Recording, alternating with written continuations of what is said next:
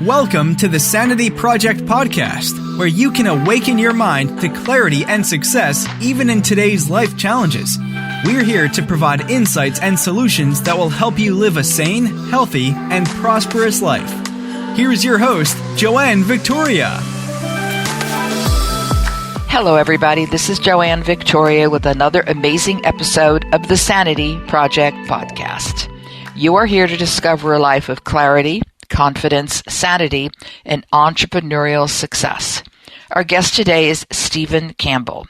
Stephen Campbell's background includes hospital administration, and he has a master's in information technology, which lets him pursue his greatest love, teaching. Stephen became a professor, dean, and professional speaker, and continues to this day. Since writing his third book, Making Your Mind Magnificent, Stephen has been conducting seminars around the world to enable his audiences to absolutely thrive in these unprecedented times. Stephen does so by teaching and demonstrating how we can replace negative messages with positive ones during these challenging times. Stephen then shows us how our brains can make these new messages a part of who we truly are, and that's what I'm aligned with totally. Welcome to the show, Stephen Campbell. Thank you so much for having me, Joanne. This is going to be fun. I think so as well. And I think what you're talking about is who we truly are and how we can change from negative to positive and not let what goes on outside of us control us. That's right. And that's my message. That's my whole message. And that really began with cognitive psychology back in the 60s. A little book came out called A Guide to Rational Living by Dr. Albert Ellis. And it turns psychology on its ear because what Dr. Ellis proposed, in a sense, been validated by decades of research all over the world, is that our brain believes everything we tell it without question. Ew. That's scary. Why is that scary? Well, because most of what we say to ourselves is negative. That came out with Shad Helmstedter's book, What You Say When You Talk to Yourself, back in the 80s, and it has since been validated also. Most of what we say to ourselves, about ourselves specifically, is what I call negative crap. Because, let's face it, Joanne, we live in a broken world, and we are broken people. So the scary part is that when we say something negative, our brain believes it. But the wonderful part is that when we choose to replace those negative messages with positive messages, our brain believes those too, just as quickly. Now, notice I didn't say change, I said replace. Whenever I talk about the brain, and especially the physiology of the brain, I don't use the word change. The reason is because the brain hates change. The brain doesn't want you to change. The brain wants to keep you safe. Its primary job is to keep you safe. So when you start talking about changing, the brain kind of says, ooh, I don't want to do that. Let's stay where you are. Let's stay in your comfort zones, etc. So what I've taught my audience is to sort of fool it, to say, don't use the word change. Use the word replace. Yeah, and that's that's, I've been studying and working in the arena of replacing brain patterns, and that's what goes on. It's like when you have a pattern that needs replacing, if you know it's not working for you, whatever it might be. Not everybody knows that. So those who do choose that pattern that says, I'm not good enough. Let's leave it at that for right now. I'm not good enough. And it's a pattern that we've picked up since the day we were born. And there's pattern on pattern on pattern on pattern. Pattern. And they get combined, but once you start releasing one pattern, and pretty much do it just by even acknowledging that it exists, and acknowledging how you feel when you acknowledge the pattern, and then we move forward from there. But it gets replaced with another pattern, but hopefully the pattern you replace it with is positive, which is what you're talking about. Yeah. And what's exciting about that is the brain not only believes what you're saying, but then rewires itself. So it doesn't just stay there, well, here's a new pattern. You keep saying it, you keep locking onto it, And this is called, of course, neuroplasticity. Right. The brain rewires itself so that over time, it takes some time. Over time, those patterns, those new messages become a mindset. And then over a little bit more time, those new mindsets become a part of who you are. Let me share with you a story, because I love stories because they're so easy to understand. For half of my life, I was convinced I was really dumb, especially in math, especially in numbers. I would see numbers, I would just freak out. But then I discovered computers, and I began tinkering around with computers. This is way back when. And I discovered that I'm really good with computers. So I went back to school and got a graduate degree in computer science, and I began teaching computer courses. And one day the dean came to my office. He said, one of our math professors just quit, Steve, so you are our new math professor. Oh, my. Panic in the streets. Wait. I can't do that. I can't do that. He said, you want a job? Learn. There's the book. Next semester, you're teaching math. Well, I needed the job. So I ran down to the Roanoke Park Library of all places, and I picked up all the books I could on brain-based learning. That's how this whole thing started. And I began teaching my courses based on how the brain learns, the physiology of it, which is in my book. And students began saying things like, oh my gosh, you make it so easy. I love the way you teach. This is so wonderful. You're so smart, etc. And what I began doing, Joanne, is I began replacing what I had been saying to myself for so long, for half my life, with what these students were saying to me. And the brain believes what we tell it. And I just began doing that more and more and more. And eventually I became really convinced that I was really smart. And I ended up writing 2 college textbooks on, what do you think? Computer software and math. So the point that I want to make is this, and this goes back to Dr. Ellis's work. The brain believes what you tell it, which means everything we can do today, and this is his book summarized in one sentence, everything we can do today is primarily based on what we are saying to ourselves about ourselves today. Yeah, there's no past or future with the brain, is there? I mean, there is no past. There is no past. There's just today. There's just today. That's right. That's right. So the brain believes what you tell it without question. So when you say this, the brain says, absolutely. Now, the next question that comes up is, well, Steve, that sounds great, but what if you're saying it's not true? Which is a really, really good question. What if you're saying it's an absolute lie? Here's another exciting characteristic of the brain, and this comes from Shad Helmstedter's book. No, I'm sorry, V.S. Ramachandran's book, which he wrote. He's a professor down at UCSD. He wrote a book called Phantoms in the Brain. Phantoms refer to phantom limbs that have been amputated. Mm-hmm. And the patient, and I'm sure you know this because I'm talking to the choir, a patient might go into a doctor's office, he'll say, you got to help me, I can't do a thing with my arm. The doctor may say, well, that could be because I cut off that arm 6 months ago. And the patient will say, well, didn't tell my brain that. My brain still thinks it's there. My brain wants to pick things up with it. I can feel my arm when it gets itchy and achiness driving me crazy. You got to do something. So the brain doesn't care whether what you're saying is true or not. So when I began saying I'm really good at math, the brain said, yeah, you really are.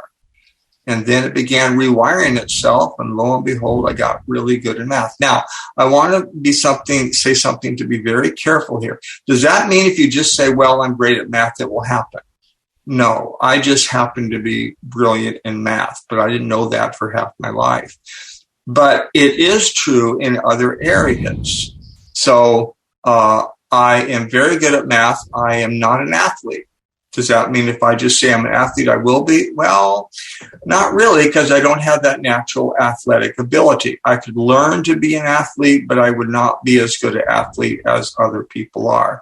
But that's all right. That's not my passion. My passion is to be a really, really good teacher, a really good writer. That's what I really want to be. And I think that's where, when I work with people to find their true calling and they don't know what it is, and they don't even know the value of what it is, I said, it's not a job, it's who you are. And then how you manifest that is what you just said. You know, you decided that you were a great teacher, and you can't decide everything. You can't be great at everything. You don't have the time in this life, at least. And what you also just said put a spark back in me, because for years people would tell me, you got to write a book, you got to write a book, you got to write. And I went to every writing class in Marin County and San Francisco. Not a word would come out of me. And then once I got a phone call from a local newspaper and said, could you write a column for our business section? I said, yes. And then I made this decision that day with my evergreen article that I was a writer. And what did your brain say? Oh, okay. Okay. You're right. Now, is it true? Brain says, I don't even care. Right. All I care is what you tell me. And you keep saying it and you become a better writer because you're loving it. Yeah. When I was a kid, I used to put, I've been a natural teacher all my life. When I was a kid, I used to put rocks in my backyard, pretended I was teaching them. I was a weird kid, but I love teaching. So it's amazing. The brain will do what you tell it to do. Exactly. And you're the boss. And then I tell people. Then we doubt ourselves. Yeah. And that creates the conflict. Yeah. And that gets into the whole thing of self-images, which I want to mention just for a second. Notice I didn't say self-image. I said self-images. It turns out that we don't have one self-image. We have millions. We have a self-image for every single thing that you do. So I'll use me as an example. I have a self-image for how I see myself as a teacher, as a writer, as a father, as a grandfather, as a husband. I have all these thousands of self-images. Now, here's what's so exciting about self-images. And we're going back to the book, to Dr. Ellis's book.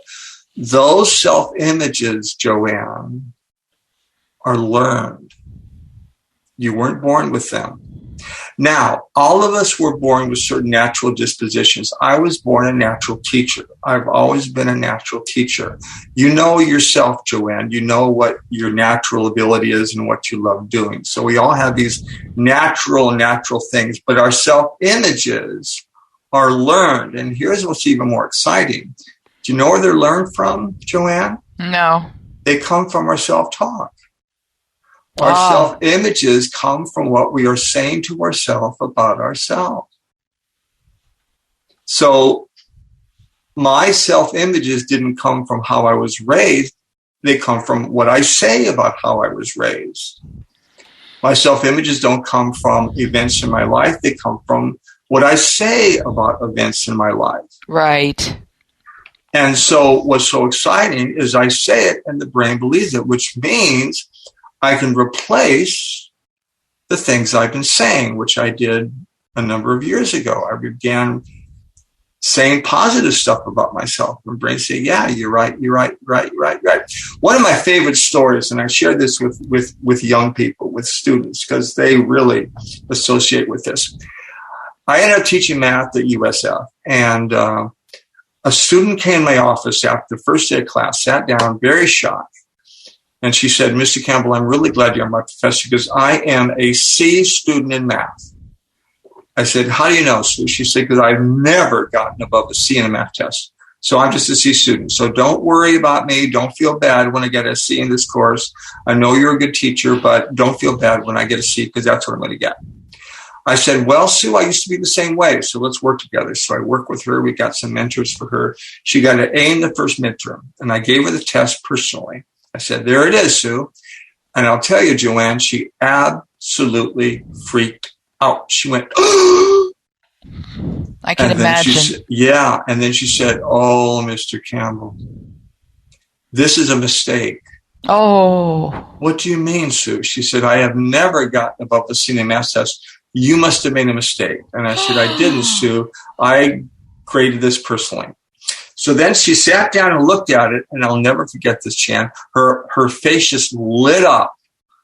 and her eyes got really big, and she said, "Oh, do you know what this means?" And of course, now I'm getting excited. So I sat down next to her and I looked at her and said, "Yes, I do, Joanne, but you tell me, what does this mean?" "This means, Mr. Campbell, that when I flunk the next test, I can still maintain my C." Oh, Oh, my. Joanne. Oh, how sad. Just get an A on every test. She said, "Oh, I can't." "Why?" "Because I'm a C student." The And belief, that's exactly, yeah, and that's the exactly belief what was happened. so strong. Yeah, so strong. And she got it. She got it. She flunked the next test. She got a C in the course. So I sat down with her, with the A there, and I said, "Okay, Joanne, answer me this. What would have happened if you had flunked this first test?" What did she say, Joanne? You probably already know what she said. She said, "Easy, I would have studied like crazy to get an A on the next test. I'd have to maintain my C." I said, "Sue, just get A on every test." She said, "I can't." "Why?" "I'm a C student. I've always been this way. This is what I look like. This is how I was raised. These are the mistakes that I have made. These are the successes I've had. This is the way I am. This is where I get stuck. This is how I feel about myself."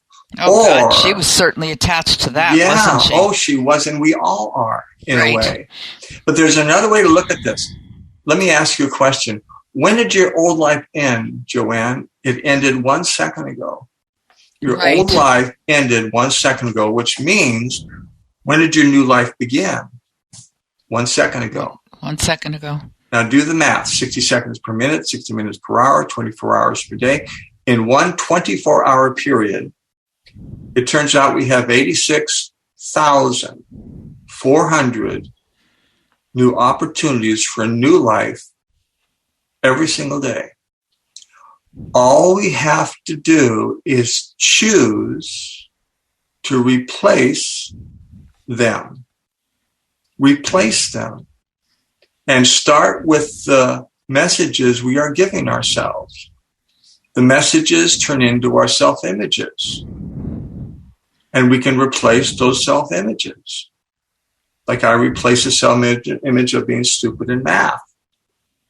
We can replace That's why them. I have been guaranteed by the powers that be. This is going to sound weird, but my audience already knows that. I have been guaranteed 125 years on this earth, viable 125 years, which I think is no problem at all. Yeah, not because anymore. I have a lot to learn. Yes. And contribute. And I can't do that unless I'm here. That's right. Books and articles don't matter at that point. No. Podcasts don't matter. I have to be here to speak that truth. Yeah. Whatever that truth is, because I don't know what it is yet. Yeah.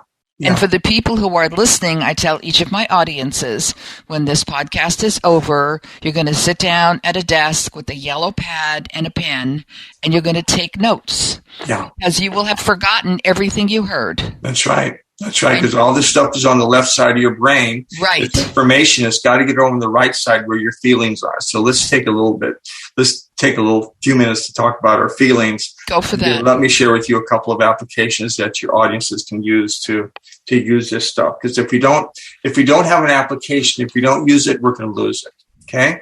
Yep. So let's go back to Dr. Ellis's book and talk about feelings. It turns out that our feelings do not come from what has happened to us. They come from what we believe about what's happened to us. Our feelings primarily, not completely, but primarily come from our beliefs. So many years ago, Mary called me at work and she was not talking on the phone when I picked up the phone. That's not like Mary. You give Mary a phone and she talks. And she was completely silent. Finally, I had to say, "Hi, what's going on?" She said, "I just walked out of the doctor's office. I have cancer." And so we had to go through the whole cancer thing, the mastectomy and everything else. And I looked at the work of Dr. E.P. Seligman, who wrote Learned Optimism out of the University of Pennsylvania. And what Dr. Seligman discovered is that optimists do three things when dealing with really, really, really hard stuff. Number one, they isolate the hard stuff. So what Mary and I did is, okay, here's the cancer.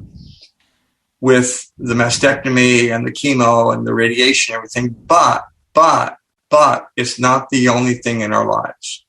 There are other things in our life that are just as real, like we've been married for so long, like we live in Sonoma County, etc. So that's number one. Number two, optimists temporalize it. They say everything in a sense is temporary. I can guarantee you, Joanne, that tomorrow is going to be very different from today, and the day after that, the day after that.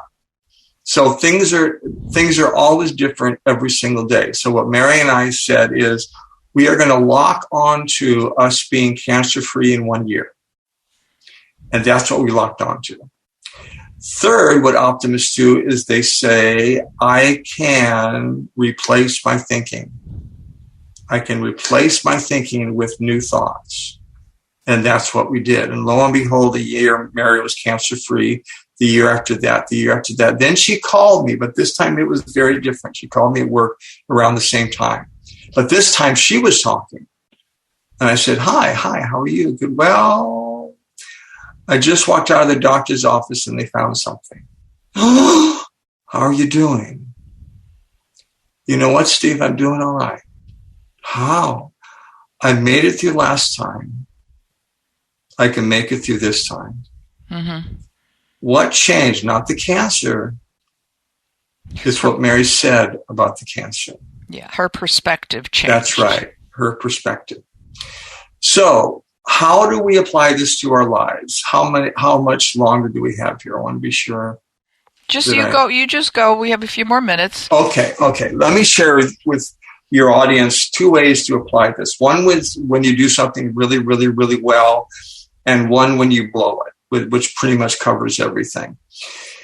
A study came out of Stanford University back in the 1970s called the effort effect. And what they discovered is that most of us pass over our successes too quickly and too lightly for them to ever become a part of who we are. So when someone compliments us, we often say, oh, not really. That's embarrassing. That's egotistical. I was lucky I was part of a team. Thank you very much. But no. Well, the problem with that, based on what we learned just a few minutes ago, Joanne, is that our brain believes what we tell it. So when we say, oh, no, our brain will say the same thing, and those compliments fall to the floor, which is sad and what a waste. So here's your new way of thinking for your audience when they do something really well and they're complimented. When they're complimented, what you do is you look at the person and you say, you know what? That makes me feel really nice. Thank you for taking the time to tell me that. And then when you get by yourself, you wallow in your success like a pig in slop. Wallow in it. And the question I want to ask your audience is, why do we have to wait for other people to tell us how amazing we are? I've been studying the physiology of the brain for about 30 years now, and the more I study it, the more I'm amazed at what it can do. The scientific community pretty much agrees that the human brain is the most complex organism in the universe. And yet we have one. Every single one of this is amazing. So that's number one. We are amazing people. Number two, what do you do when you mess up? Well, what most of us do when we blow it is we say, oh my gosh, how could I have been so stupid? Well, the problem with that question is when you ask that question, your brain pops up and says, oh, I know. Remember that dumb thing you did yesterday? Mm-hmm. It reinforces that. Oh, it reinforces it, Joanna. Or that dumb thing you did a week ago, a month ago, a year ago. And we get off this list. We start going down the list of all the dumb things we've ever done. Now, this is why that is so dangerous. As we go down the list of all the stupid things we've ever done, our brain does not know. And you mentioned this a few minutes ago, Joanne. Our brain does not record the timing. The brain does not know that those memories, that's all they are. They're not the actual events, but memories happened a week ago, a month ago, a year ago, 10 years ago. The brain's recording them again, along with the feelings. But this time is if they happen when, Joanne? Today, right now, this right moment. Now. And that's right. And then we're carrying that crap around. So here's a new way of thinking. When you mess up, here's what you do. Number one, you throw away the list. Okay? Throw it away. Don't need it. Number 2, use 3 wonderful words. And the words are the next time. The next time I'll do it this way or that way. And when we say the next time, we're saying 3 things. Number 1, we're saying there is a next time. Joanne, how many next times do we get? 80,000 a day or something. 80,000 a day, billions and trillions. Billions every second. Every second. So we have as many next times as you want. Number 2, when you say the next time, you're saying, I'll never give up. I'll never give up. And number 3, when you say the next time, you're saying, you know what? I'm still learning and growing and changing, which means I'm still making mistakes. But just because I fail doesn't mean I'm a failure. Remember that, audience. Just because you failed that one time does not mean you are a failure. Remember the story that Dr. Right. You are a doctor, yes? No, I'm not. Okay. Thomas Edison was asked how it felt to fail 999 times looking for the filament of a light bulb, which turns out to be thin platinum. Right. He said, I did not fail 999 times. I simply found 999 ways that didn't work. That's right. That's what we're doing, especially during COVID. We're finding what works and what doesn't work. Yes. And we're finding what works in our lives and what doesn't. I want to make sure that everybody recognizes and acknowledges that your third book, Making Your Mind Magnificent, is important for you to check out. Go to Amazon.com, check out the book, buy it in whatever format works for you, be it a Kindle or hard or soft paperback. It's also on audio if they want me to, with me being the narrator. So that's available in audio too. Good voice for that. And know that StephenCampbell.com is available for you to book, to either have a coaching session, a clarity call, or whatever you want to label it. Yeah. But Mr. Campbell is there for you. So re-listen to this podcast, take notes, share it with your friends, share it with your frenemies, share it with whoever you want to share it with. But know that just give it away, because that's the best way to do it. And they too can learn how to understand their feelings, where they come from, and how to replace their fears with feelings that flourish in whatever is to come. I want to thank Stephen Campbell for being here today. We could probably go on for another hour or two. Oh, yeah. But that'll be at another time. And one more thing, my email address is Stephen, Stevenc, at sbcglobal.net. So if you want to connect with me, that's where you can connect. You can do that right now, people, as soon as you finish this, but not if you're driving. Okay, I wish everybody a great day. I want to thank Stephen Campbell for being here today, and I appreciate what you've set forth, and I'm grateful that you were here, Stephen. Thank you, Joanne, for having me. I appreciate it. Thank you so much. Take care, everybody. Have a good day. Bye-bye. I hope you enjoyed this episode of the Sanity Project podcast. Please go to AskJoanneVictoria.com to listen to more podcasts. Check out Joanne's coaching programs and get a free copy of her report, 5 Steps to Achieve Life-Work Harmony. That's AskJoanneVictoria.com. Take care, and thanks for being here.